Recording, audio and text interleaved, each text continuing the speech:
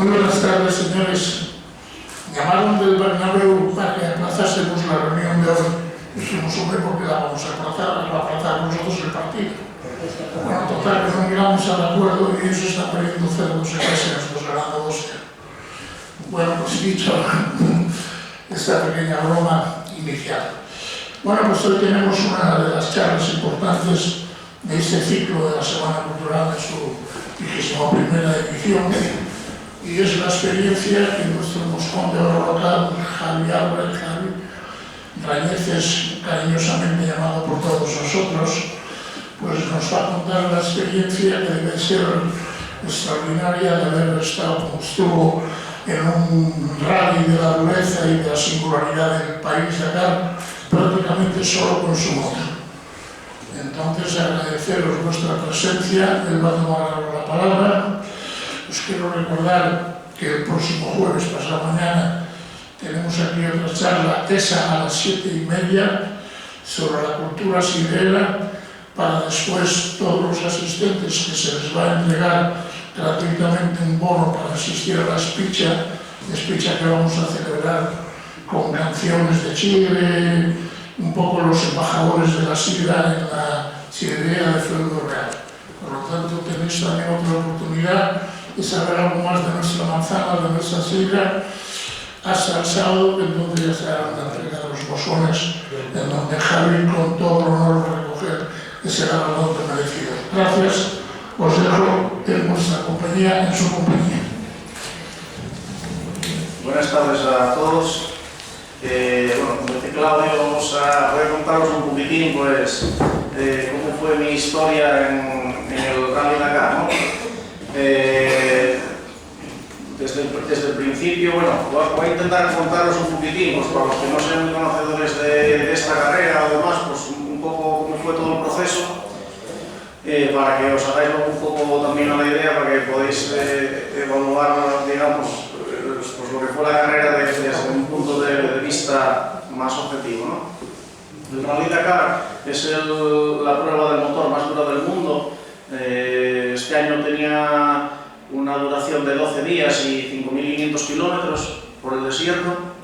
Entonces, para poder participar en el Dakar, entre otras cosas, te exigen tener un currículum deportivo internacional, diferentes pruebas de rallies que demuestre o con el que acredites que estás preparado para poder competir en una prueba como el Dakar, en la cual, pues, las 41 ediciones que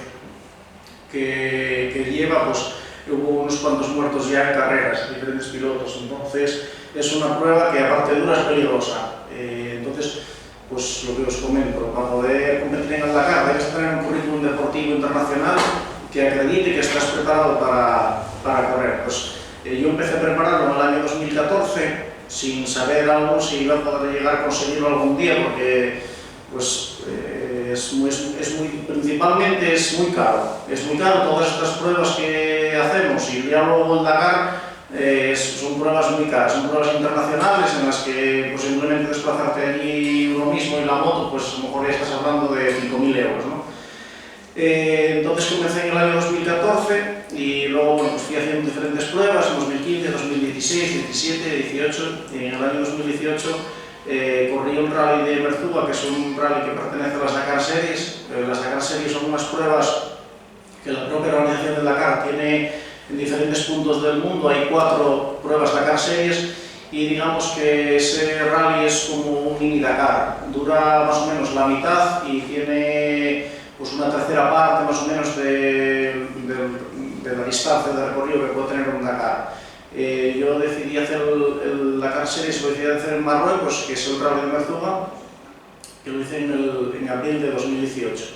Y tienes que conseguir terminarlo y hacer una buena navegación. La navegación, pues, nos la controlan por satélite, ¿no?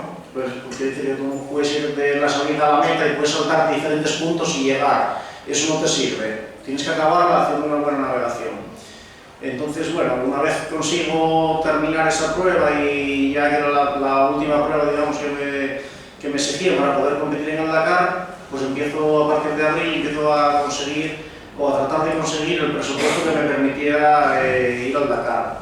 el 15 de julio se cierran las inscripciones, entonces el 15 de julio tenemos que tener paga una parte de la inscripción. Entonces yo en ese momento pues iba todavía bastante justo de dinero y bueno, pues pagué esa primera parte de la inscripción y no podía comprar la moto, tuve que vender la moto que tenía en aquellos momentos para poder pagar la inscripción y diferentes gastos. Entonces a partir de ese momento no tenía moto ni para entrenar.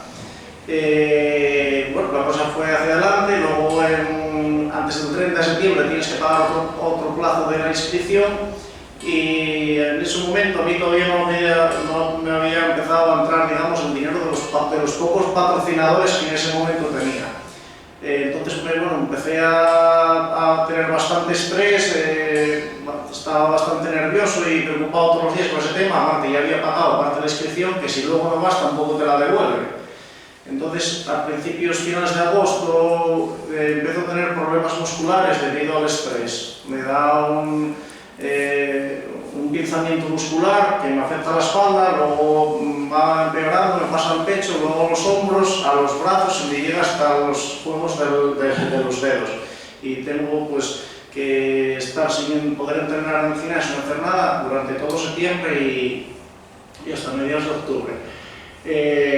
A principios de octubre empiezo a tener ya algo de dinero de los patrocinadores que iba cerrando y fui a comprar la moto para ir al Dakar. Y resulta que cuando voy a comprar una moto que ya más o menos tenía palabrada, resulta que habían vendido las motos que quedaban, las unidades que quedaban en España y ya no quedaban motos de ese modelo. Entonces en ese momento me encuentro que estoy a un mes y algo de embarcar la moto y no tengo moto. Entonces empecé a hacer llamadas a diferentes personas que conozco de este mundillo y tal, y a ver si me encontraba una moto de esas características o la moto que yo quería llevar, que era una Yamaha. Y bueno, miramos en Portugal, miramos en Francia, en Italia, en España, y resulta que bueno, no quedaban de ese modelo de moto, no quedaban en ningún sitio. Y la única solución que me dieron fue comprar la moto con la que al final fui. La moto con la que iba a ir costaba 9.000 euros y con la que al final fui costaba 20.000. O sea, si ya iba justo de dinero, cuando en esos momentos era gastar más del doble de lo que tenía previsto gastar. Entonces, la moto era de un piloto argentino que había corrido el Dakar el año anterior, que bueno, llegó a la segunda etapa y tuvo un accidente y no terminó. Digamos, la moto estaba en muy buen estado, pero era una moto que valía 20.000 euros de segunda mano. Entonces, bueno, llego a un acuerdo con él, me da unas facilidades de pago, la moto, me da un poquitín de respiro, le pago un dinero en aquellas fechas y luego acordamos otros pagos pues durante los siguientes meses, ¿no? Algo que bueno, también pues, un piloto que no conocía de nada fue a través del jefe de equipo con el que yo corro, que es un equipo de Barcelona. Y bueno, la verdad que pues, fue muy de agradecer, ¿no? Alguien que no te conoce nada, un piloto argentino que te dé esas facilidades. Entonces el día 18 de octubre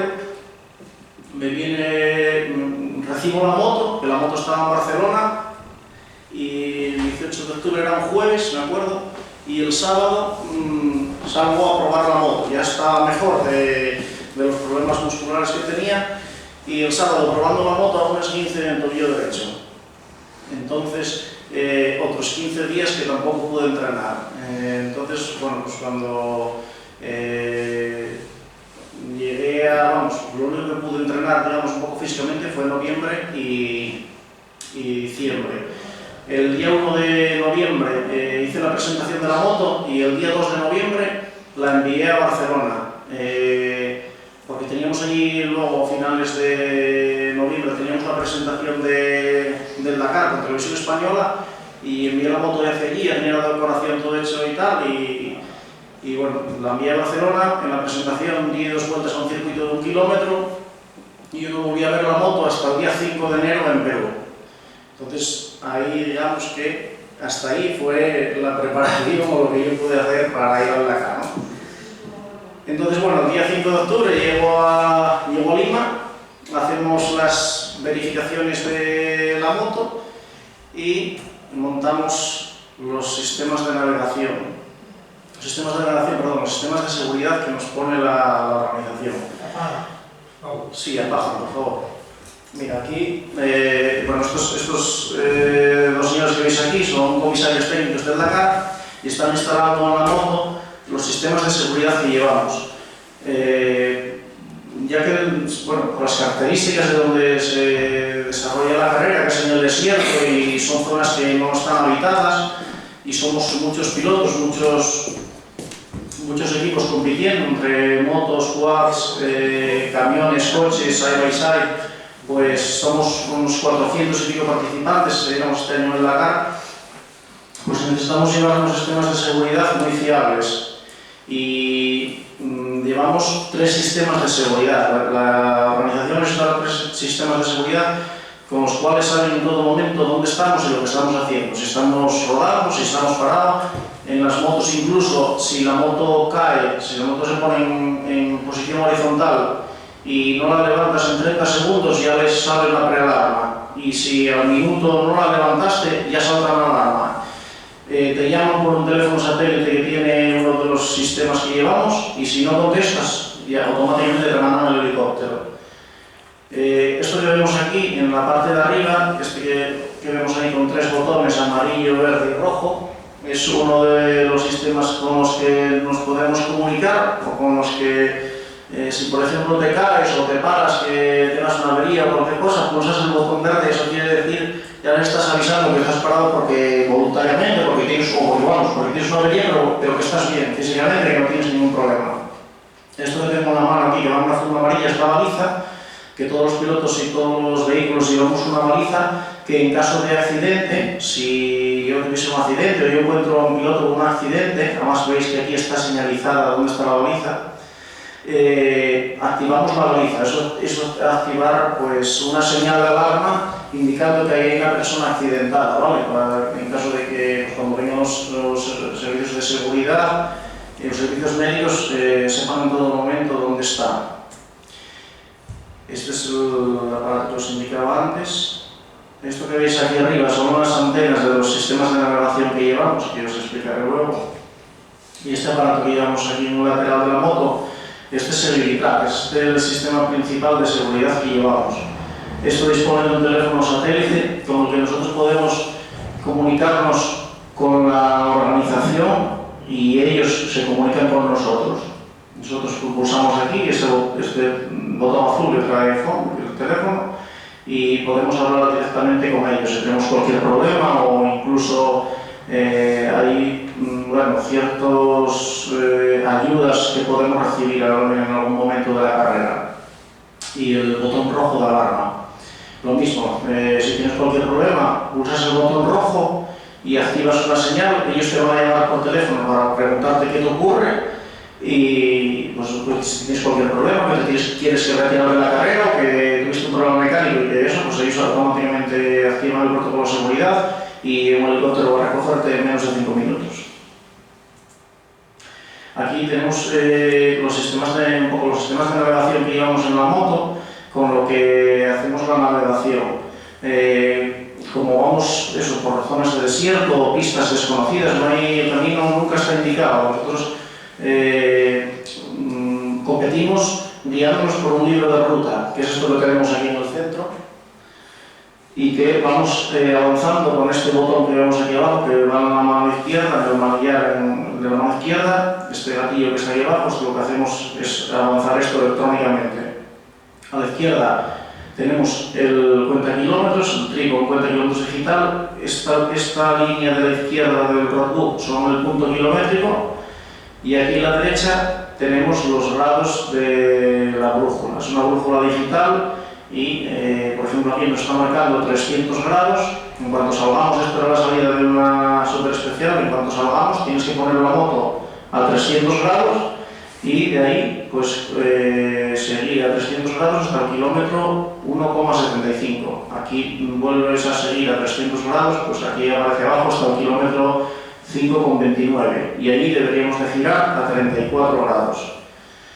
Esto que tenemos aquí, este reloj que llevamos aquí abajo, igual que el que tenemos aquí arriba, lo puedes regular para poner la hora, cuenta kilómetros o velocímetro.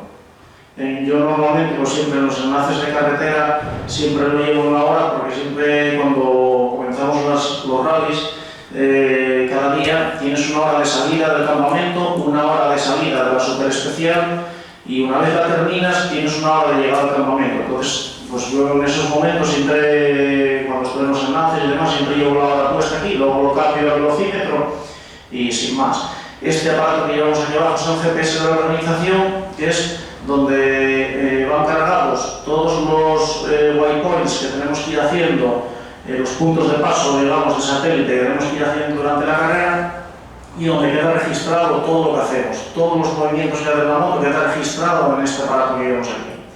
Y esto que llevamos aquí a la derecha de eso es la sirena Sentinel, que nos sirve, es de seguridad. Digamos, cuando por ejemplo se cae un piloto delante de nosotros en una moto, cuando nos acercamos a 300 metros de él, aquí en la pantalla del GPS nos va a indicar que hay un piloto accidentado, nos indica aquí accidente y empieza a pitar.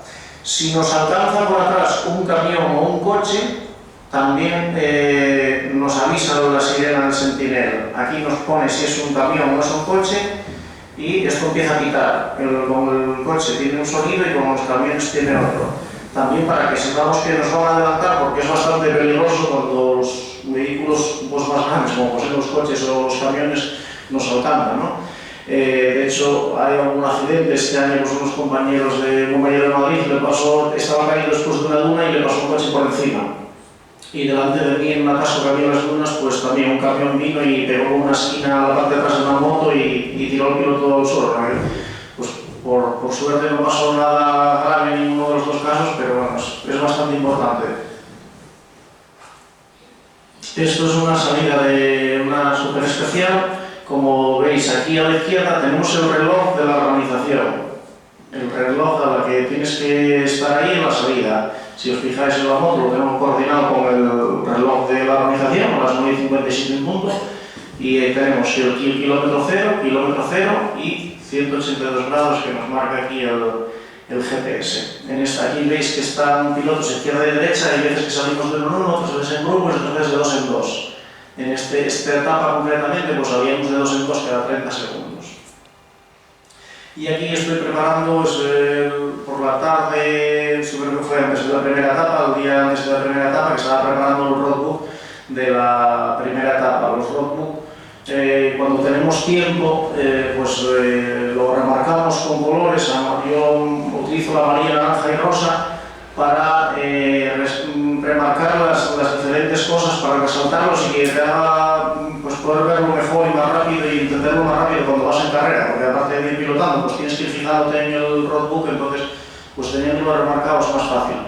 El problema es que un roadbook de unos 350 kilómetros, que eran los kilómetros que había este año, pues te lleva hora y media, 2 horas marcarlo. Entonces yo con el plan de vida que llevaba en el rally, que llegaba todos los días bastante tarde, pues creo que solo lo pinté en esta etapa y en otra. Entonces luego, bueno, pues también te cuesta muchísimo más trabajo el poder leer el roadbook. Estas son unas fotos de la línea de comida, donde teníamos el comedor que teníamos para todos los pilotos. Teníamos una línea de comida, bueno, pues la verdad que se comía muy bien. Esto es el comedor, al otro extremo hay otro comedor igual, es como una U. Y esto es el ejemplo de una cena, creo que fue. La verdad es que se comía muy bien, aparte que llegamos con mucha hambre, pero la verdad es que se comía muy bien y muy variado. Y aquí estamos lo mismo. Antes veis unas banderas rojas, aquí veis unas amarillas, la roja está aquí un poco más al fondo. En la amarilla es donde tenemos el primer control horario. Cuando llegamos al primer control horario, los responsables de seguridad pues te comprueban que todos los sistemas que llevas instalados en la moto de seguridad están funcionando. Esta mano que veis aquí es de uno de ellos que está comprobando que tengo el código metido de esa etapa y que el GPS está funcionando correctamente. Lo mismo, veis aquí que estoy en kilómetro 00, aquí al comenzar el roadbook y a 333 grados. La etapa comienza a 356 grados. Y bueno, esto es una imagen de la etapa 1. La etapa 1 era una etapa de 331 kilómetros, salíamos desde Lima y teníamos 247 kilómetros de carretera. Los rallies Normalmente, antes de lo que son el espacio, digamos, cronometrado en la carrera, el tramo cronometrado, antes tenemos unos enlaces de carretera y después de terminarlos debemos tener otro enlace de carretera.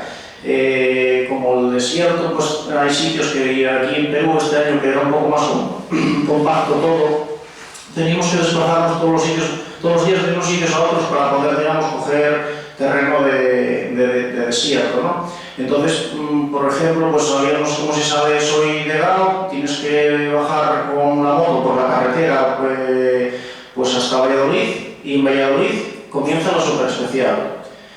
Empieza la superespecial, por ejemplo, en Valladolid y terminas en Huelva. Terminamos en Huelva, la cronometrada, y vamos a dormir a Cádiz. Y ese día la etapa sería, pues, Grado, Cádiz. Y la superespecial sería Valladolid-Huelva. ¿Vale? Entonces, para que entendáis un poquitín también el sistema de cómo funciona la carrera. Pues el primer día la etapa era de 331 kilómetros, era el total, de los cuales 247 kilómetros eran de carretera y 84 de dunas. Esos 84 son los que eran cronometrados. Para los otros kilómetros tenemos un tiempo máximo, tú sabes de dónde sabes, del campamento a donde comienza la superespecial tienes un horario. Tienes un horario que es estricto. Tú en el momento tú a lo mejor tienes que sales de aquí tienes la salida del campamento a las 5:37 minutos y pues a lo mejor sales de Valladolid, la salida la tienes a las 8:56. Tienes que estar allí a las 8:56. Normalmente siempre tienes un margen, ¿no? Nos suele sobrar, pues siguiendo a 90, a 100 por hora, pues nos suele sobrar casi una hora. Y luego allí, pues como os enseñé en los controles horarios, cuando te toca llegar tu hora, tienes que ponerte allí. Si por lo que sea llegas más tarde de esa hora, cada minuto que estás, que el cronómetro ya empezó a contar a partir de ese tiempo. Tú ese tiempo lo estás penalizando.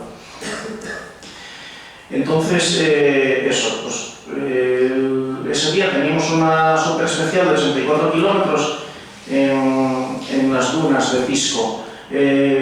Era una superespecial más corta del rally, esa solo la hacen, digamos, para establecerlo, según la clasificación de esa etapa, establecen el orden de salida de la siguiente etapa. Entonces, pues después de todo lo que os conté y de hacer 247 kilómetros, yo llego a la salida de la primera etapa en las dunas de Pisco y yo no había probado la moto en arena ni llevaba meses sin probar con una moto en pista, ¿no? Y bueno, pues con esa situación y que aparte yo iba con muchísima prudencia porque no quería que me pasase nada y quería asegurar lo máximo posible poder terminar la carrera, entonces desde el minuto 1 digo, bueno, voy a armarlo el primer día. Fui con muchísima calma, incluso paré a sacar fotos un par de veces y paré a ayudar a un piloto que lo veríamos que se dice en la cara, un piloto que es italiano, Nicola Luto, que es parapléjico y que lleva a otros 3 pilotos españoles con él ayudándome. Pues cayó en un río seco y, o sea, en el paso de un río seco y bueno, estuve ayudando a levantarlos. El caso es que yo ese día acabé la etapa en el puesto 126 de los 149 pilotos que éramos. Entonces el día siguiente pues ya salí en el orden 126, que es una posición bastante retrasada. La etapa 2 era entre Pisco y San Juan de Marcona, que tenía 553 kilómetros. De los 553 kilómetros teníamos 211 de enlace de carretera y 342 de superespecial cronometrada. Comenzamos a las 4:30 y bueno, pues al salir a una posición tan retrasada, pues lo que os digo, siempre te vas encontrando, ya sabes que ya pasaron por ahí 125 motos y a partir del kilómetro 60, entre el 60 y el 80, pues cada día iban alcanzando los coches y los coches más rápidos y a partir del kilómetro 80, 100 por ahí, los camiones más rápidos. Entonces a partir de ese momento, pues la carrera ya es un caos. Vas rodeado siempre de tráfico, o sea, te van adelantando camiones, coches, o los adelantas tú, los encuentras en algún sitio con problemas, o volcados, o avellados. Entonces la carrera a partir de ese momento, todos los días, a partir del kilómetro 60, 80, ya era un caos, ¿no? La pista la encuentras destrozada, cuando son pistas encuentras muchísimo polvo, piedras que sacan en el camino, pues pasan camiones que son bestias y se destrozan el camino. Entonces se hace todavía muchísimo más duro, ¿no? Ese día acabé en el puesto 125, nada, un puesto más arriba del que había salido. Y en la superespecial eché un tiempo de 7 horas y 5 minutos. En la etapa 3 era de San Juan de Marcona a Arequipa y tenía 798 kilómetros. Esa etapa, de los 798 kilómetros que tenía, 331 eran de desierto, de superespecial.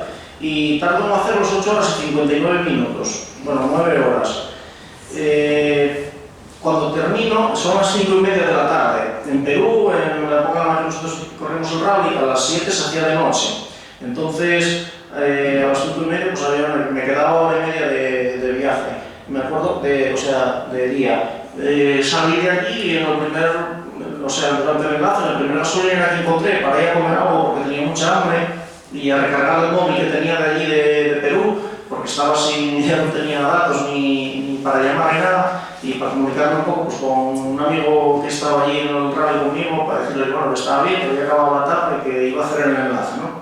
Entonces, comencé el enlace, un poco ya se hizo de noche, y eran 467 kilómetros.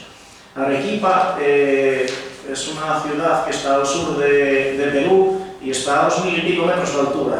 Entonces el enlace, estos 400 y pico kilómetros que hicimos de enlace, era una carretera, pues como la carretera que va a León, pues por Pajares, pues así continuamente. Era como subir desde Campomanes a Pajares, bajar a La Robla, volver, era todo y así, subir, bajar, por una carretera nacional, que es la Panamericana Sur, que es la que soporta todo el tráfico del centro, digamos, desde Lima al sur de Perú y hacia otros países de Sudamérica. Entonces es una carretera que aparte tiene muchísimo tráfico y sobre todo de camiones. Son todo camiones y camiones bastante viejos además, vas detrás de ellos de caravana, incluso rodábamos más por el arcén de la derecha, que es un arcén bastante ancho y asfaltado, rodábamos más por la derecha que adelantar era casi imposible, y ir detrás de ellos pues vas a 50 o 60. Entonces las gafas que llevamos se nos empezaban a aceitar del gasoil de los camiones y del polvo que van levantando y no veías nada. Teníamos que ir sin gafas, como lo que molesta y tal en los ojos, ¿no? Y luego encima esas carreteras están plagadas de perros. Están llenas de perros, que es raro que cada 20-30 kilómetros no ves un perro atropellado. Mucho más que aquí los gatos, que nos parece que ves muchos gatos atropellados en las carreteras, pues allí son perros. Entonces tienes que tener también un cuidado de la hostia porque en cualquier sitio te sale un perro. Casi ya, los últimos kilómetros llegando a Arequipa, ya estábamos, arriba del todo, como una meseta, a 2000 y pico metros de altura, y ahí empezó niebla y a arrollar. Y bueno, yo la verdad que no nos lo habían dicho y todos los pilotos, la mayoría íbamos con la ropa que habíamos salido por la mañana a competir en la etapa, ¿no? Que vas con una ropa que sabes que a mediodía vas a estar a lo mejor a 40 grados, pues no llevábamos demasiada ropa y pasé bastante frío. Cuando llegué a la entrada del campamento eran las 2 de la mañana. Entonces cuando llegas fichas, tienen que sellarte la tarjeta que llevas y sellan el control de entrada y queda registrado tu horario. Entonces cuando yo llegué allí, me dijeron que dejase la moto allí, que tenía que ir a los servicios médicos, a que los médicos me examinaran y me dejaban continuar la etapa, o sea, al día siguiente. Al día siguiente, no era el día siguiente, era ese día a las 5:30 de la mañana. Yo, 3 horas y media después, tenía que volver a salir a la siguiente etapa. Entonces fui al médico y me midió la temperatura y me dijo que tenía la temperatura del cuerpo bastante baja, que tenía un poco de hipotermia, entonces que descansase, que cenase algo y que antes de volver a salir a la etapa del día siguiente, que tenía que ir a verlos para que me autorizasen a salir. Entonces, bueno, pues fui y en la etapa 4, esa era la etapa 3 de San Juan de Marcona, Arequipa. la etapa 4 era la primera parte de la etapa maratón. Las etapas maratón son etapas que hacemos 2 etapas enlazadas, es decir, salimos hoy a hacer una etapa y ese día no hacemos noche en el campamento. Ese día hacemos noche en un campamento, pero aislados de todas las asistencias, de todos los sitios donde tenemos los recambios o los equipos de asistencia. Entonces, yo ese día, en ese momento, cuando me dijo que fuese a descansar y que fuese a cenar y demás, yo, entre comillas, yo no hice caso, porque yo tenía que preparar la moto para las 2 siguientes etapas, que sabía que no podía volver por el campamento. Entonces, pues, entre otra cosa que no os conté es que yo fui en la categoría sin asistencia, ¿vale? Hay una categoría que se llama la categoría original, en la que se compite como originalmente se competía en el Dakar, hasta que se empezó a profesionalizar tanto y ya empezaron a aparecer los equipos y demás. Antiguamente, pues el Dakar era, pues tú ibas con tu moto y un camión de la organización te transportaba a la tienda de campaña, unas herramientas, una maleta y nada más. Entonces, yo al ir con el presupuesto tan justo que teníamos, no tenía dinero para correr un equipo con asistencia y me apunté en la categoría sin asistencia. ¿Eso qué quiere decir? Que yo cada día, cuando termino la etapa, llego al campamento, tenemos un espacio reservado para los pilotos que íbamos en la categoría original, que éramos 32 de los 149 que había, y ahí tenemos nuestra tienda de campaña, esta caja que veis aquí adelante, que si veis abajo la exposición que tengo ahí montada, y veréis la tienda de campaña que tenía, esta caja roja, que es la que nos lleva, donde llevamos el recambio y las herramientas, y una maleta. Entonces tú sacas tu maleta del camión, sacas tu caja de herramientas, montas tu tienda de campaña y tienes que preparar la moto para el día siguiente, cambiar aceite, filtros, reparar lo que haya estropeado y dejarla lista para poder seguir a la siguiente etapa. Entonces yo ese día, cuando llegué, lo primero que hice fue ponerme a preparar la moto, cambiar el aceite y filtros y dejarlo la revisada entera para las 2 siguientes etapas, porque sabíamos que hasta dentro de 48 horas no íbamos a volver al sitio donde teníamos nuestras herramientas. Cené algo, me tiré allí en unas literas que había, porque ese día el campamento estábamos en una base militar, en Arequipa, no tuvimos que montar la tienda de campaña, había unos barracones, bueno, pues allí me tiré una hora por ahí a descansar, por decir que quité las botas, no quité el traje, ni quité nada, ya ni ducharme ya ni hablar, y desayuné algo y a las 5:30 pues fui a los servicios médicos a que me diesen autorización para salir y nada, a la siguiente etapa, que era de Arequipa a Moquegua y tenía 511 kilómetros, de los cuales 106 eran de enlace y 405 de superespecial. Termino en la posición 112, empleando un tiempo de 8 horas y 57 minutos. Mira, estos, aquí, ¿veis esta zona que hay aquí, este grupo de motos que hay aquí? Son las motos que corríamos en la categoría original. Este camión que hay aquí es el que nos transporta nuestras cosas y estas tiendas de campaña que hay aquí son donde dormimos. Nada tiene que ver esto con los equipos de asistencia que van, que tienen pues unas carpas muy bien adaptadas, tienen autocaravanas o camiones adaptados con habitaciones para poder dormir y es todo muchísimo más cómodo. Cuando llegas, dejas la moto a los mecánicos y no tienes que ocuparte de nada hasta el día siguiente por la mañana. En nuestro caso, pues tienes que ocuparte de hacer la moto, montar la tienda de campaña y hacerlo tú todo, ¿no? Esto es una gasolinera de uno de los enlaces y estas son unas imágenes de esa etapa, de la etapa de Arequipa a Moquegua. Como os dije, sería la etapa maratón y no íbamos al campamento. Entonces dormíamos todos los pilotos. Ese día es el único día que digamos que todos los pilotos estamos en igualdad de condiciones, o sea, los pilotos top, los pilotos punteros, todo el mundo dormimos aquí. Yo esperaba un polideportivo en la ciudad de Moquegua y aquí nos dieron pues ese poncho que veis ahí de barro, unas bermudas, una camiseta, unas chanclas y un pequeño set de aseo y unas colchonetas para dormir y pues con eso era con lo que teníamos que pasar digamos la noche. Y ese día no puedes hacer nada a la moto excepto con lo que tú lleves encima o si otro compañero te deja alguna pieza o algo. pero no puedes, vamos, nada más, no tenemos acceso a nada y estamos ahí totalmente aislados. Al día siguiente por la mañana continúas la etapa, es como si fueran dos etapas unidas. Esto es uno de los desayunos de uno de los días.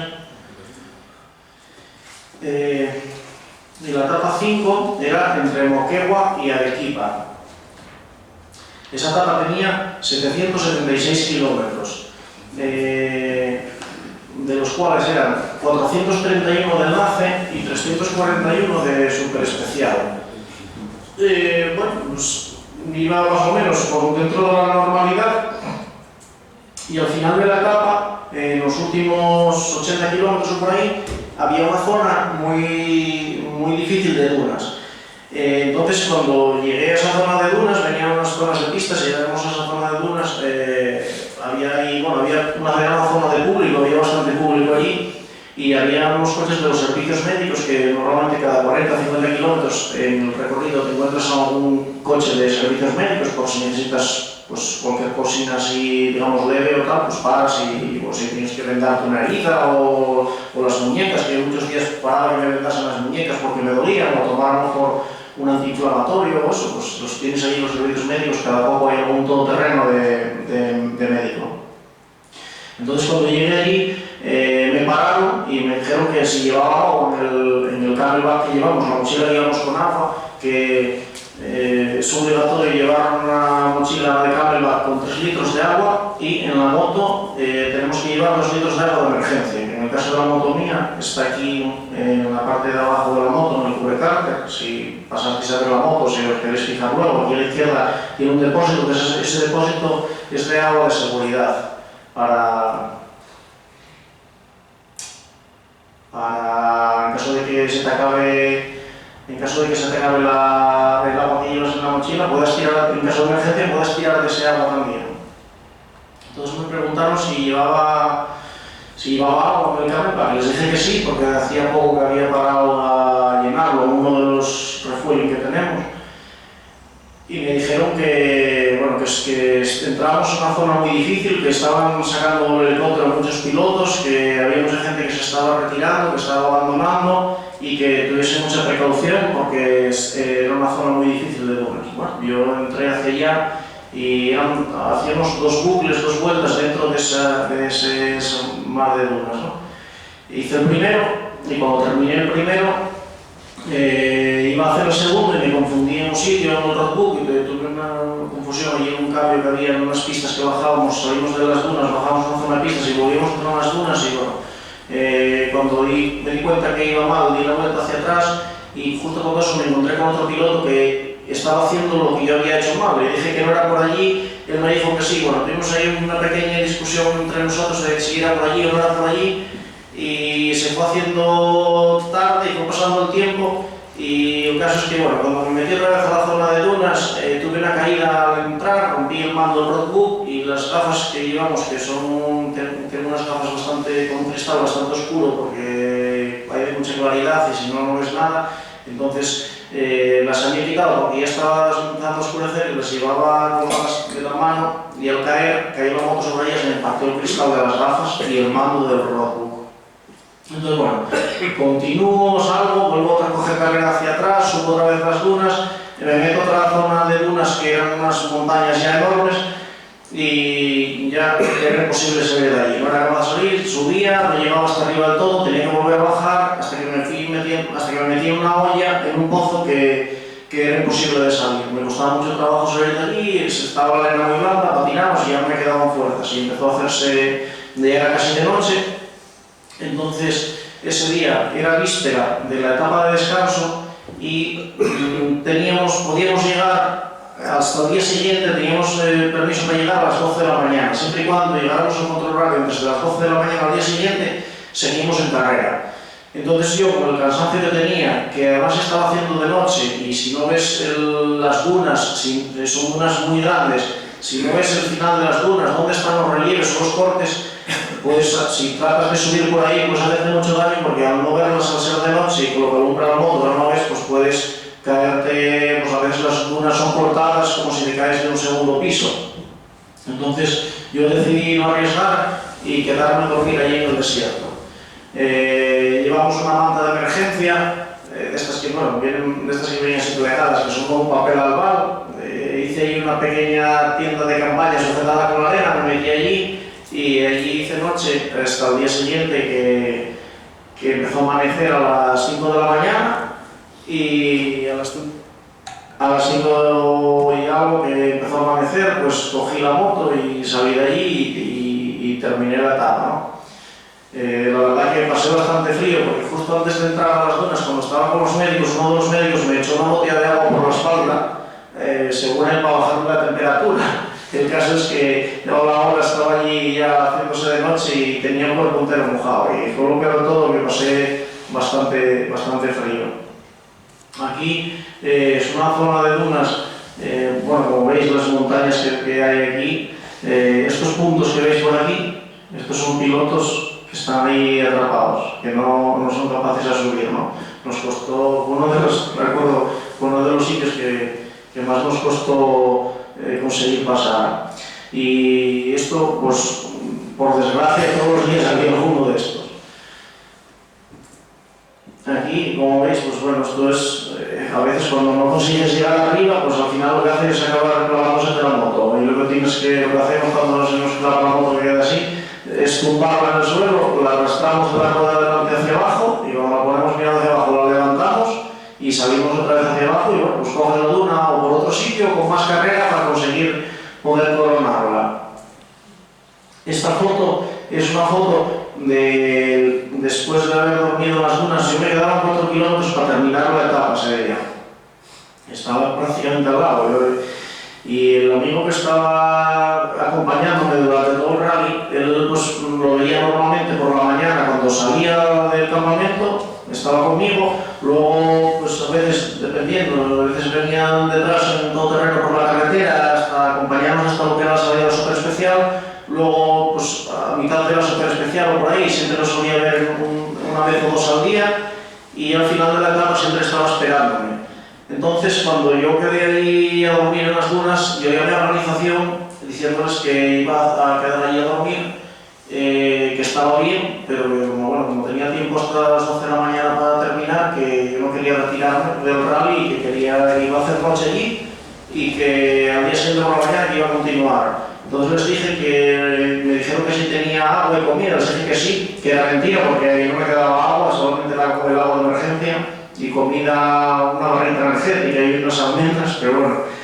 Entonces lo único que les dije era si por favor podían avisar al amigo que me estaba acompañando, que seguramente estaba en meta, entonces que por favor que avisasen a la gente, los comisarios que estaban ahí en meta para que dijesen que yo que estaba bien y que nada, simplemente que iba a dormir allí y al día siguiente que iba a acabar la etapa, que no me esperase, que tirase a la equipa porque yo iba a eso, que iba a dormir allí. Entonces, cuando yo llego al final de etapa, esto sería a las 6 de la mañana, ¿no?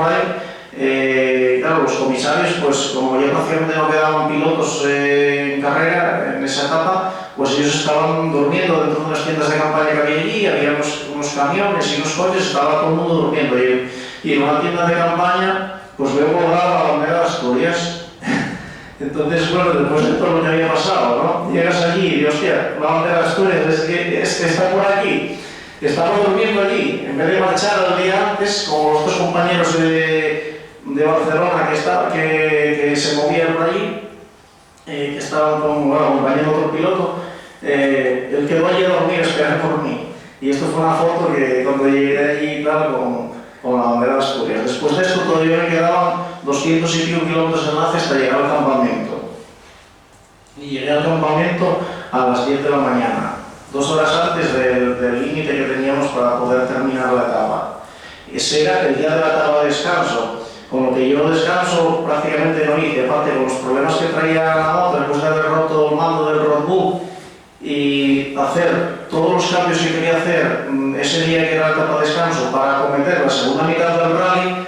Yo estuve haciendo trabajos en la moto hasta las 2 o las 3 de la tarde.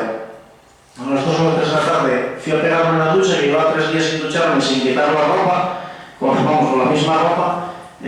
Comí, descansé una hora y a las 5:30 salimos a hacer parte del enlace de la siguiente etapa.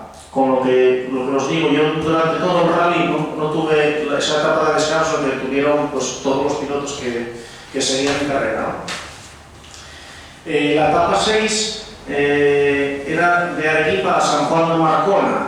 Como veis, estábamos haciendo el rally al revés. Primero fuimos a San Juan de Marcona, Arequipa, y luego ya estábamos dando vuelta hacia arriba. El rally, la verdad que fue un rally muy feo y muy repetitivo, y una zona que para los kilómetros que rodamos cada día era bastante compacta. Entonces lo que hicimos fue un rally de ida y vuelta, es decir, bajamos al sur de Perú y volvimos a subir por los mismos sitios que habíamos bajado. Entonces la etapa 6 era de Arequipa a San Juan de Marcona y tenía 838 kilómetros, de los cuales parte unos 200 o por ahí, lo que os digo, 200, esa parte del enlace la hicimos el día de la tarde de descanso por la tarde, y volvimos a dormir al polideportivo donde habíamos dormido el día de la etapa de descanso. En total eran 502 de enlace y 336 de super especial. Claro, después normalmente antes de la etapa de descanso te meten una etapa muy dura, como así fue, ¿no? Donde yo me pasó lo que me pasó, tuve que dormir en un desierto y donde muchos pilotos se quedaron fuera de esa carrera. Ese día es un día que activamos el corte, que siempre dicen cuando en la televisión los resúmenes que hay un día que hacen un corte para ya eliminar una gran parte de la gente que está compitiendo. Pues el corte fue la etapa 5. Y después de la etapa de descanso siempre meten una etapa muy dura porque, como entienden que descansaste bastante, pues ya, entonces ese día te vuelve otra vez a meter caña. ¿Qué ocurre? Salimos ese día y nada más salir tenemos 80 kilómetros en el desierto de Tanaja, que es un desierto de dunas muy difícil, muy duro, de unas dunas muy grandes y con una arena muy blanda. Esos 80 kilómetros me llevó a hacer los 4 horas. Y durante esas 4 horas, porque además fue un bucle, salimos, estaba la salida aquí, entramos a las dunas, hacemos 80 kilómetros de las dunas y volvemos a salir 100 metros más allá de la pista donde habíamos entrado. Durante ese recorrido yo bebí 3 litros de agua que llevaba en el Camelback, más una botella de medio litro que llevo siempre de bebida isotónica, más en un par de puntos que vi gente de espectadores para ya pedirles bebida porque me moría. Entonces habíamos comenzado la super especial ahí a las 9:57 y cuando salí de allí a las 2 de la tarde me quedaban 5 horas de luz para hacer 260 kilómetros que me quedaban de super especial. Después de lo que me había pasado en la etapa anterior, que me tuve que quedar a dormir en el desierto, yo ese día obviamente no quería quedarme a dormir, aparte si sabía que si se me hacía de noche ya estaba fuera de carrera. Entonces ese día fue, digamos, el día que más corrí. Ya no se trataba de asegurar, sino que se trataba de seguir dentro del rally, ¿no? Entonces, bueno, pues apreté bastante y ese día hice el puesto 70, aún así hice el puesto 70. Eso sí, que después de pasar los 80 kilómetros que pasamos en las dunas, después de que habían pasado pues, todos los pilotos delante, ¿no? Y al final, pues nada, hice todavía los últimos kilómetros, los hice por la noche, pero ya eran pistas que por lo menos no es lo mismo que hacerlos en las dunas, ¿no? Luego la etapa 7 era relativamente pequeña porque eran 387 kilómetros, era San Juan de Marcona, era un bucle en San Juan de Marcona. Teníamos 64 kilómetros de enlace y 323 de super especial. Entonces, bueno, la verdad es que veías una etapa después de hacer la anterior, que fueron 838, había que eran 387, eran 500 kilómetros menos, pues dices, bueno, mañana por lo menos no va a ser muy difícil. Recuerdo que el día antes estuve cenando con el director de la carrera, coincidimos en el comedor y me preguntó qué tal y bueno, yo dije, bueno, lo conozco pero no tenía trato con él, yo no te conozco pero es que ya me caes mal. Dice, ¿por qué? Bueno, porque, hostia, la verdad que, no sé, creo que os pasasteis un poco con el rally, bueno, que había sido demasiado duro, ¿no?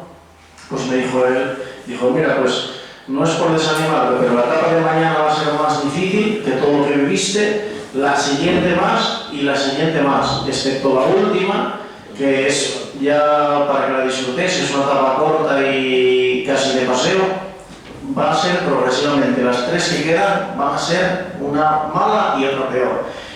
Entonces yo pensé que me estaba como, bueno, ya me está como preparando psicológicamente, luego llego mañana y no será tan duro y bueno, pues, pero no era mentira, de verdad. Al día siguiente, esos 387 kilómetros, los 323 de super especial, yo tardé 11 horas y 57 minutos en hacerlos.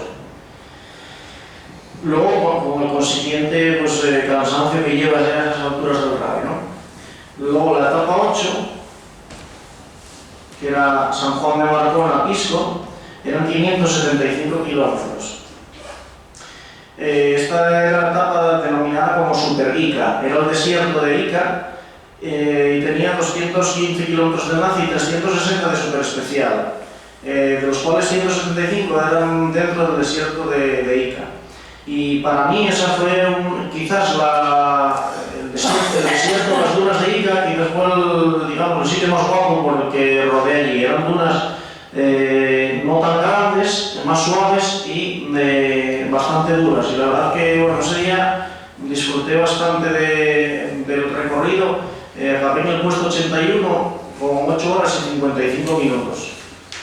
Y esta foto que veis aquí, pues es el final de una etapa, para que veáis cómo llegamos de polvo, pues a veces por la mañana hay niebla que te humedece y luego tragas todo el polvo, te queda todo pegado al cuerpo, sales ahí como un carbonero, ¿no? La moto he visto todas estas zonas de aquí con toda la tierra y el polvo pegado. Esto es una foto de por la noche en el campamento, ahí cambiando el aceite de la moto, lo que os digo, pues aquí con mi caja, el aceite, aquí desmontando el cárter y demás para sacar el aceite y detrás la tienda de campaña, así era como vivía allí, ¿no? Aquí lo mismo, pues estas fotos veis ahí un poco haciendo cosas en la moto, y esto era aquí estoy saliendo por la mañana, marchando al campamento. Esta es la zona nuestra donde teníamos el espacio reservado a los pilotos de la categoría original.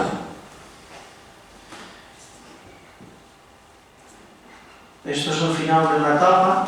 Aquí, como veis aquí en el reloj, el dorsal 139, 9 horas 32 minutos. Este es el tiempo que hice en la super especial. Y aquí es eso, después de terminar la etapa, pues normalmente estaban esperándome el amigo que me acompañaba y estos dos chavales que están aquí de camiseta blanca, que son dos chavales de Barcelona, que estaban también acompañando a un piloto que estaba compitiendo conmigo. Normalmente siempre que los veía, pues ellos llevaban fruta y comida en el coche, pues bueno, pues siempre cogía algo de fruta, bebía, llenaba el camelback y siempre que los veía aprovechaba para comer y beber. Esto es una zona de las que tenían indicadas para el público y bueno, ya veis aquí la verdad el ambiente que hay, la gente de Perú la verdad que súper bien.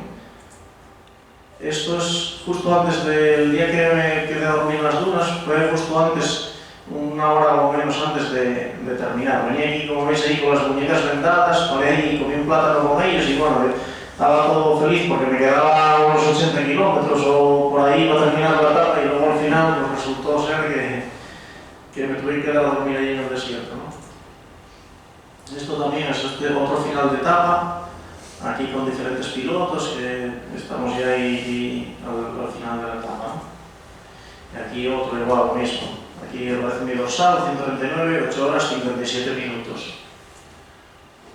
Aquí haciendo también el aceite de la moto también, pues aquí mira, pues con nada, con la ropa de protección que llevamos por adentro y con unas chanclas, no había ido ni a ducharme ni nada. Quité el traje y las botas y aprovecho, cambio el aceite y hacer las cosas que tenía que hacer a la moto y ya luego prefería hacerlo todo primero y ya luego voy a ducharme y cenar y ya bueno, relajarme un poco. La etapa 9 era un bucle en Pisco, en las dunas de Pisco, donde habíamos hecho la primera etapa. Ese día teníamos 96 kilómetros de enlace, era un total de 409, 96 de enlace y 313 de super especial. Y la verdad que, bueno, pues después de todo lo que llevábamos ya, pues todos los kilómetros que llevábamos hechos, después de todo el cansancio que llevas acumulado, pues esperabas que bueno, alguna etapa que te diera un poco de respiro, ¿no? Pues bueno, pues esta que fue la penúltima etapa, o la última etapa importante, porque la última, digamos, que es de transición, fue una etapa durísima y tardé en hacerla 14 horas y 36 minutos. Terminé en la posición 78. Y la verdad que ese día llegué destrozado, porque llegamos a una zona mala de dunas y salíamos a lo mejor de dunas, entramos a una zona de pistas y estaba peor, y volvíamos a meternos en las dunas, estaba peor, era cada vez peor, hasta que ya por fin, bueno, pude terminarla, ¿no? Pues ya ese día cuando terminé esa etapa y ya en los últimos kilómetros, la verdad que me emocioné bastante y sí que empezaron a venirme todos los recuerdos del rally y bueno, eché unas cuantas lágrimas ese día porque la verdad que ahí exploté. Ya sabía que más o menos, vamos, muy mal se tenía que dar para que la última etapa me pasase algo, pero después de todo lo que había pasado y después de todo lo dura que fue esa etapa, conseguir terminarla casi a las últimas horas que quedaban de día en ese día, pues fue muy emocionante, ¿no? Esto es una zona que pasábamos, estuvimos aquí en la playa, pasamos un par de días por esta playa. Es la verdad que bueno, fue una sensación muy guapa, ¿no? Sales de las dunas y el calor de las dunas y bajar a donde la playa con el aire que tira la playa, con ese olor a la sal y al agua y tal. Era una playa desierta, este día creo que fueron unos 45 kilómetros por ahí que rodamos por esa playa, que no había nada, no hay pueblos, no hay vida, no hay ningún pueblo ni nada, ni casi gente. A la izquierda teníamos las dunas y a la derecha el océano Atlántico. Y circulábamos por esta zona de aquí, donde veis que estuvo rompiendo el agua, veis por aquí alguna traza de otros pilotos, donde estuvo rompiendo el agua hacía pues, un rato, que está muy duro, está muy compacta la arena, y por esos sitios de por ahí pues rodábamos a 140, 150 km por hora. Eso yo, los pilotos top, los pilotos que se van jugando el rally, ahí van a fondo de continuo, pues a lo mejor, pues eso, los 40 kilómetros a lo mejor desaceleran un poco 3-4 veces, que a lo mejor había un poco una curva o aparecía alguna duna así o algo por ahí, pero si no van a 180, que es más o menos la velocidad máxima de las motos, van a 180 todo el tiempo. Yo mantenía una velocidad de 140, 150 a veces, pero bueno, la verdad que muy bien, una sensación muy buena. Aquí es otro final de etapa. Y esto es la foto, esta foto es cuando llegué al final de la penúltima etapa. Ese día estaban ahí, habían ido otros amigos de aquí de Grau que estaban ya en el rally esos últimos días, estaban ahí conmigo. La verdad que cuando terminé la etapa también llegué a un sitio que me encontré, pues después de haber pasado la meta, estaban 3 banderas de Asturias y la bandera de Grau clavadas allí en unos arbustos y bueno, fue muy emocionante, ¿no? Y luego el último día pues nos quedaba, era la etapa de Pisco-Lima, que eran 359 kilómetros, una etapa muy parecida a la primera que hicimos, que tenía 112 kilómetros de super especial allí en las dunas de Pisco, y luego teníamos los 247 kilómetros de vuelta otra vez a Lima, ¿no?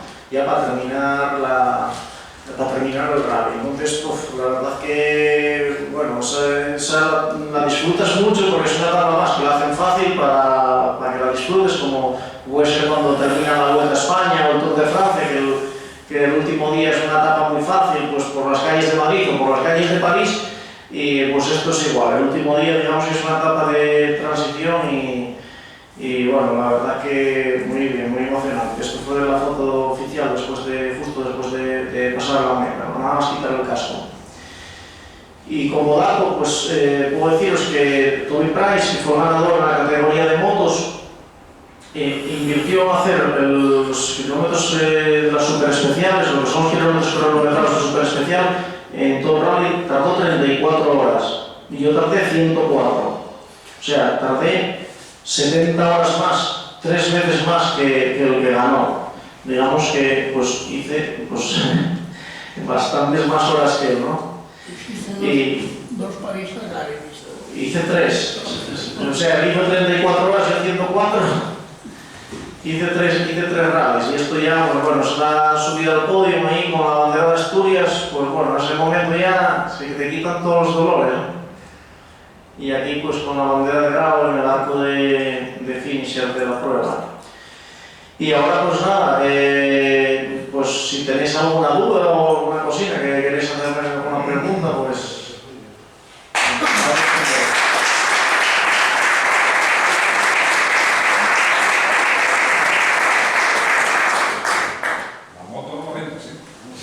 La moto tengo que ir ahora a la próxima edición, así que...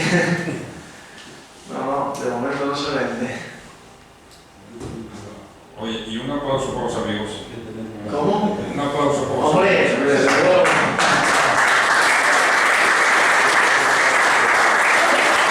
La verdad que sí, que fueron muy importantes para mí, ¿no? Sobre todo, pues, uno de ellos que estuvo de continuo conmigo el rally entero y sacrificó pues, muchas horas de sueño y mucho esfuerzo también. Él no iba en moto, pero hizo tantas horas, o sea, como yo en el coche o en el campamento, tal, pero dormimos más o menos las mismas horas. Incluso muchos días le decía que me despertase el día siguiente, o sea, que a lo mejor si tenía que levantar a las 4 de la mañana, digo, voy a despertarme por si no despierto, y todos los días estaba ahí como un clavo, ¿no? Y no nos pueden ayudar, no podemos recibir ayuda del exterior, nadie nos puede ayudar a reparar la moto, pero hay ciertas, ni siquiera me puede ayudar a armar la tienda de campaña, ¿no? Pero hay ciertas cosas que sí me podía ayudar, pues, y bueno, siempre traigo agua, voy a buscar esto, que será, incluso pues, a muchos días cuando ya acabé la ropa que tenía, toda la ropa que había llevado, de ropa interior, de camisetas o eso, pues le decía yo, mira si me lavas esta ropa, que lo mandes por ahí por el campamento, en algún sitio coges un poco de jabón y agua caliente para lavarme la ropa. Y vamos, me lavó hasta los calzoncillos algún día, ¿no? Y la verdad que es que se agradece mucho, y llegar todos los días al final de etapa y saber que hay una persona ahí esperándote, no estar solo en aquel mundo que ya estás de por sí bastante solo todo el día, saber que alguien siempre te está esperando allí y que habla contigo, que te conoce y que te dice qué tal hoy o esto o otro, y pues hablan en confianza. E incluso pues íbamos a cenar, siempre lo colgaba todos los días, nos arreglamos para colarlo dentro del comedor, porque allí solo podíamos entrar los pilotos acreditados y los equipos los mecánicos, los equipos de asistencia, pero bueno, todos los días andábamos por allí haciendo trampas para colgarnos y bueno, cenábamos todos los días juntos y desayunábamos juntos, y la verdad que es muy importante, porque el Dakar, yo siempre lo digo a la gente que me pregunta que es muy duro físicamente es muy duro, pero es más duro psicológicamente. Y si no eres fuerte psicológicamente, por muy fuerte que seas físicamente, no eres capaz de terminarlo. No, yo vi gente muy bien preparada físicamente, gente que anda mucho mejor que yo en moto, que tiene muchísimos más años de experiencia, pero que los vi derrumbarse en circunstancias que, pues, bueno, yo el día que dormí en el desierto, fui el único piloto que dormí allí. Sin embargo, ese día, cuando se empezó a anochecer, me lo contó él, que estaba allí en la meta, dice, cuando faltaban 20 minutos para hacerse de noche, empezó el helicóptero a funcionar, los dos helicópteros, y estuvieron allí 20 minutos, que sacarían 10 o 12 motos de que estaban ahí metidas en aquella zona de dunas. Porque esa gente, cuando vieron que se les iba a hacer de noche, se empezaron a poner nerviosos y pulsaron el botón de rescate y le sacaron de allí. Entre ellos el amigo mío de Barcelona, con el que los compañeros éramos que iban con él. Él se vio agobiado, se metió en una zona que le costaba un valle, como el que me guió, una olla, en la que le costaba bastante trabajo salir de allí, quemó el embrague de la moto, se empezó a poner nervioso y hasta que le entró un poco de ansiedad y demás, y pulsó el botón de rescate y ahí terminó el Dakar. Y es un piloto que fue campeón de España de enduro, es un piloto que técnicamente y físicamente, un tío que tiene bastante más tiempo que yo y muchísimas mejores condiciones físicas, y que la cabeza no lo soportó. Y igual que él, pues más pilotos. Es otro piloto que era diabético, que es español, que es de Valencia, que fue, bueno, promocionó mucho el tema de que era el primer diabético en el Dakar. Y el día que llegamos por la noche del enlace en la tercera etapa, al día siguiente por la mañana dijo que no se levantaba, que no podía más, que habíamos pasado mucho frío, la verdad que lo habíamos pasado mal, que le dolía la garganta y tal, y que estaba, aparte de sus dificultades que pueda tener por ser diabético, que también hay que comprender que también es más difícil que para los demás, pues él ese día no dijo que no podía más.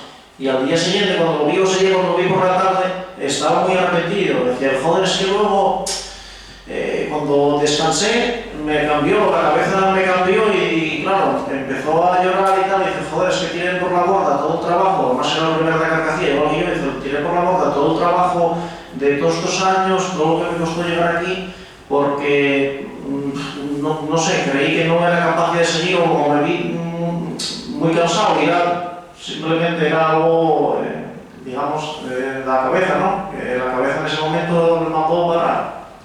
Entonces, yo siempre lo digo, las fuerzas, o sea, por mi experiencia, y en otras pruebas, que yo hice otras pruebas muy duras, no tan duras como el Dakar, pero la fuerza, por muy bien que vaya físicamente, cuando haces 3 etapas, 3 días, que ya llevas rodado 1.500 o 1.800 kilómetros y descansabas 2 o 3 horas diarias, ahí se te acabó ya la fuerza, y ya vas con la cabeza, el cuerpo ya no recuperas, el cuerpo no necesita descansar. Después de hacer un esfuerzo así, necesitas descansar 8 horas diarias, pegarte una buena ducha y descansar 8 horas. Entonces, o te lleva la cabeza o el físico no te va a llevar. Entonces, por eso es muy, muy, muy importante la cabeza. Y esa noche en el desierto, ¿qué te pasaba por la cabeza? Pues nada, la verdad que yo estaba tan cansado que, aparte, digamos casi lo positivo, es que yo estuve 10 horas allí parado, que no había estado todo el rally. Y estuve 10 horas allí sin hacer nada y por lo menos estaba descansando. Dentro de lo que cabe, pues ahí tiraban unas dunas, pero bueno, no fue especialmente malo, lo único que pasé mucho frío, eso sí, pero lo peor de todo fue el frío que pasé. Pero nada, estás muy tranquilo, vamos, no... El ruido cero. Y nada, bien. ¿En qué idioma te comunicabas con la organización? La organización del Dakar es francesa, pero en los últimos años, después de que en el año 2009 el Dakar pasara a celebrarse en Sudamérica, pues muchos comisarios deportivos y muchísima gente de la organización, más del 50% de la gente que está en la organización son de habla hispana. Hay mucho argentino, muchísimos argentinos, hay chilenos, peruanos, españoles, hay mucho español también dentro de la organización. Entonces, muchísimos de los que te vas encontrando en diferentes sitios, ¿no? Durante la carrera o dentro del pago, pues hablan español. Y luego, ellos las comunicaciones que hacen siempre las hacen en inglés, francés y español. Los briefings que dan por la tarde, cada día a las 8 de la tarde hay un briefing de la siguiente etapa, al cual yo casi ningún día llegaba, porque todos los días llegaba más tarde a las 8, pues lo dan en los 3 idiomas. Y no es, vamos, en ese aspecto no hay ningún problema. Y allí, pues, y luego con la población de allí, pues como era Perú, hablan castellano, pues sin problema. Este año, que ahora vamos los próximos 5 años, vamos a Arabia, pues eso sí que para nosotros, bueno, va a ser un poco peor, porque a pesar de que no es que necesites mucho la gente que está ahí, digamos, del público, pero sí que, pues en cualquier gasolinero o cualquier sitio, para cualquier cosa, pues siempre es mejor que te puedas comunicar en español que en árabe, que ahí sí que no tenemos ninguno ni idea. Tienes 5 años por delante, aprender. No sé, de momento vamos a ir este que viene, luego ya, a ver. Tiene 3 meses, tiene 3 meses, no 5 años. No, pero me dice que luego es que hay 5 ediciones, las próximas 5 ediciones del Dakar van a ser allí, al menos las próximas 5, vamos. Supongo que se refería a eso, Claudio. Sí, no, de que ya no tengo mucho tiempo de aprender. Lo que aprendo por Marruecos cuando voy, salam aleikum, aleikum salam, y vamos, otras cositas más. Y al cambiar de continente, la organización sigue siendo la misma. Sí, la mayor parte, vamos a ver, todo lo que es el conjunto de la organización van a seguir prácticamente siendo los mismos. De hecho, como pues, digamos los sudamericanos que estos años pues, eran más de la mitad de los participantes que había en el Dakar sabe que sin esa gente, pues aunque a lo mejor al venir aquí pues haya otras zonas del mundo, que haya gente más interesada por la cercanía o demás, pues saben que dependen mucho de esa gente. Entonces, pusieron vuelos especiales y el coste del material de los vehículos desde Sudamérica a Arabia Saudí lo dejaron a un precio muy bajo, bonificado, digamos, más a gente, para que toda la gente, los pilotos que ahora mismo había en los últimos años compitiendo en el Dakar, sigan compitiendo aunque se celebre en Arabia Saudí. Entonces, por un lado eso, y por otro lado que la gente de la organización, pues la organización lo mismo le da a un comisario pagarle el billete de avión y los gastos desde Argentina a Perú este año que tenga que pagarse un billete de avión de Argentina a Arabia Saudí. Entonces la gente del Dakar o la gente de la organización y demás lo que necesitan y lo que quieren es gente que tenga experiencia y que conozca el rally, y van a seguir contando con esa gente. Entonces, en ese aspecto, como en los últimos años toda esta gente son gente de lo que os digo, de habla hispana, pues van a seguir siendo prácticamente los mismos. Bueno, pues en ese aspecto, pues que es una suerte, ¿no?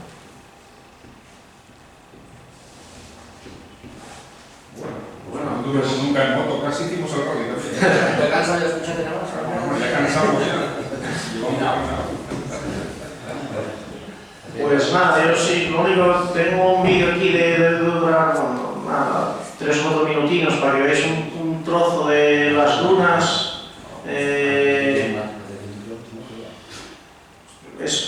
Nada, un corte que os voy a poner de un día que más fue la última etapa, que os dije que fue muy fácil para que veáis lo que es, o sea, para que os hagáis una idea de lo que fueron las difíciles. Esto fue la última etapa, fue la única en la que me decidí a llevar la cámara, porque los otros días no tenía ni ganas ni humor de poner la cámara a grabar. Y vais a ver allí una zona que nada, bueno, fue una chorrada, pero tratamos allí un poco de salir de allí, y ahí vais a ver unos cuantos pilotos ahí intentando salir, grabados allí en la estufa.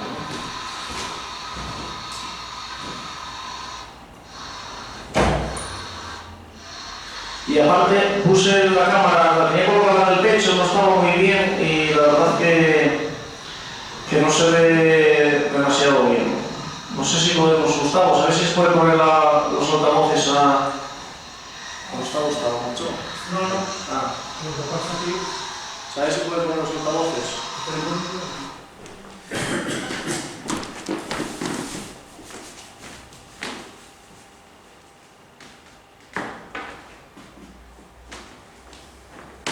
El sonido está, ¿eh? Sí, no, pues no... está raro. No, pero es aquí. Es que no me aquí. Esto está...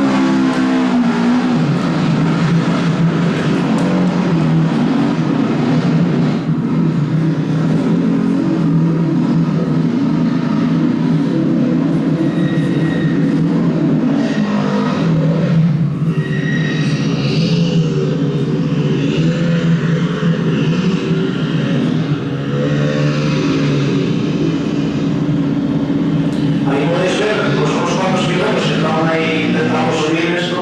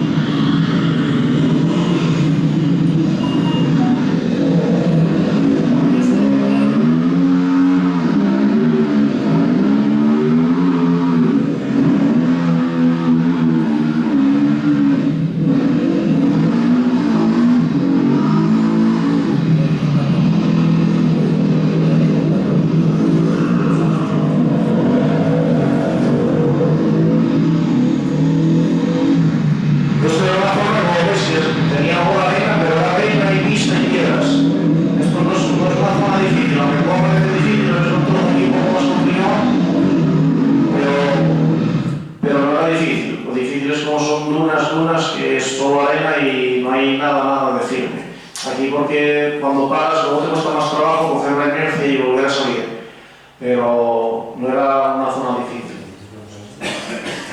Aunque te costara el doble, tú te arrepientes de haber gastado en esto. ¿Cómo? Que aunque te costara el doble, que tú te arrepientes de haber gastado en una moto más que la otra.